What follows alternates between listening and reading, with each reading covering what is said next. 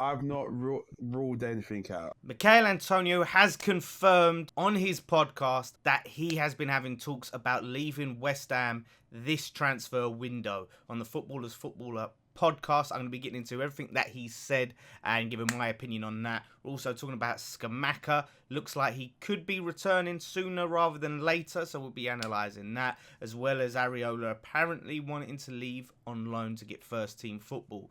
But yeah, getting straight into Antonio, said he's obviously been linked with a move away, mainly to Wolves this transfer window. Now there's talks about him potentially moving to the MLS. I haven't seen the club specifically, but he'll be going to America potentially in the MLS.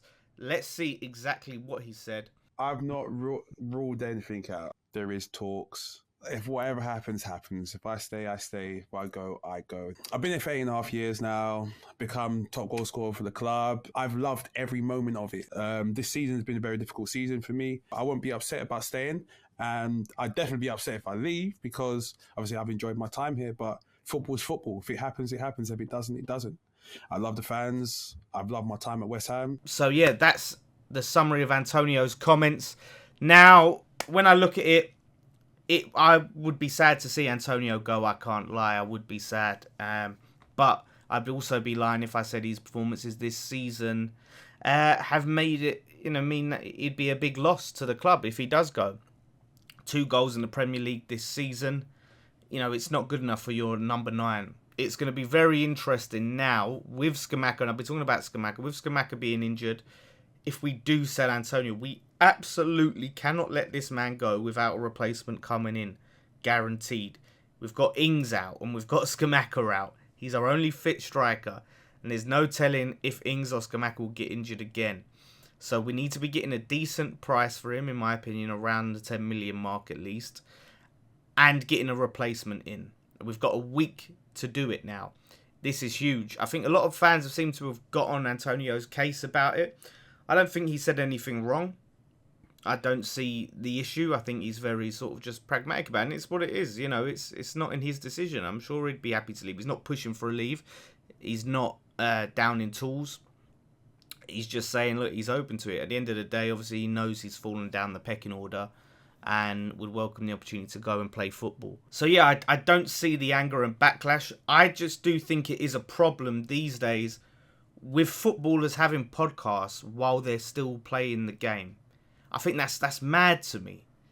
That is absolutely mad, because you're having these players who fans are relying on week in, week out, watching, seeing their performance, judging their performances when things are going bad, and you're out there, putting your opinions out there. West Ham are down in the dumps and you're talking about potentially leaving. It's not going to go down well. Going on to another striker, Scamacca has posted on social media saying soon back with fire emojis. Take it at what you will. He's posted that on his Twitter, probably his Instagram, all of that stuff. So could that mean he's back sooner rather than later? I hope so. Moyes said he's taken some PRP injections in his knee, and he'll be taking those for 3 weeks, but he doesn't know what that means in terms of a time frame for when he'll be back. So I believe he said that before the Everton game. This could mean that those injections are going really well. And what PRP injections are? It stands for platelet-rich plasma injections. And they support the healing of joints and also the regrowth and stimulation of hair follicles. So maybe I'll go and get some. No, I love being bald. These treatments seem to have been going well. Let's hope he does come back sooner rather than later. I don't know too much about the process and the treatment, but look, we just need him back and we need him to stay fit desperately. Another player who could potentially be leaving is Alphonse Areola, who apparently is seeking a loan exit to Lorient in the French League 1. He's looking to leave to just get first team football to try and get in the French team for March. And I think he could potentially, if with enough game time, be a star, because Hugo Lloris has been shocking. And I can't blame the guy. Look, he's brought in, he's on big money at West Ham, about 100 grand a week. We signed him for PSG.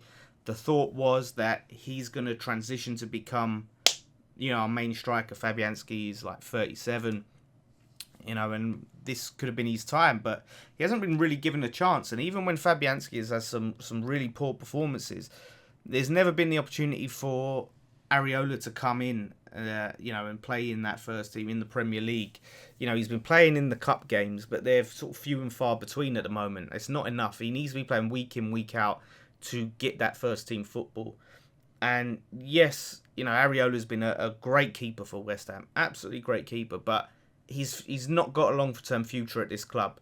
We need to start looking at the future and developing Areola by having him playing week in, week out in the Premier League, getting used to him being our go-to guy. That transition period doesn't seem to be happening where it's like, okay, Fab, you're like this season, you're the cup keeper, Fabianski, Areola's the league keeper. It's mad. It's going to be like Fabianski's just gone, and then it's like, okay, Areola, you're in goal. So if he does leave, that will be absolutely horrendous from Moyes, and it could seek to be leaving on permanent in the summer. You never know if Moyes is still the manager. Speaking of goalkeepers, Darren Randolph has signed for Bournemouth on an 18-month deal on an undisclosed fee. Undisclosed at the moment. I haven't seen anything about a transfer fee. But now he's signed for Bournemouth. I wish him all the best. He was our third choice goalkeeper. Was never getting a game. So it makes complete sense for his career. But obviously, with Randolph going, we definitely can't be letting Areola leave. Unless we're signing another keeper. So it makes it even more important to make sure that Areola stays. But yeah, look, I like Randolph. But, at this stage of where we're at, he's never going to be getting into our first team. But he does sign for a relegation rival, with Antonio rumoured to go to Wolves and now Randolph going towards Bournemouth. Let's hope he doesn't keep them up at our expense. We'll see. But he'll be not the guaranteed first choice, that's for sure.